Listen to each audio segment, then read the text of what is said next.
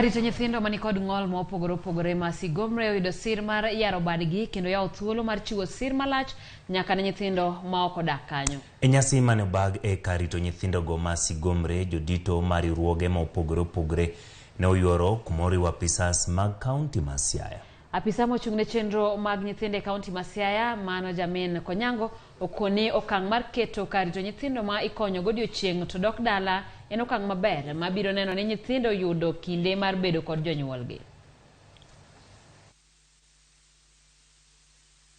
I deal with applications. Will give us page.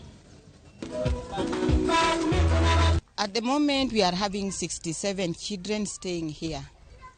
But our mandate is not that the children may stay in this place. So we are only with them here during school time.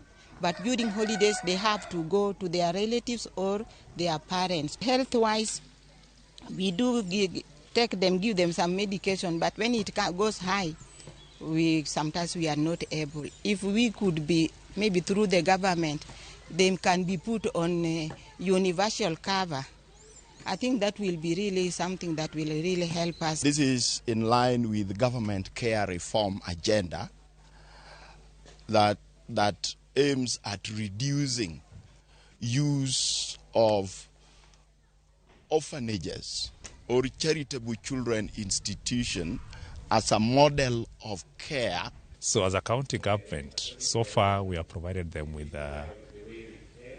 mobility devices. Mobility devices are the wheelchairs, special seats, and hearing devices.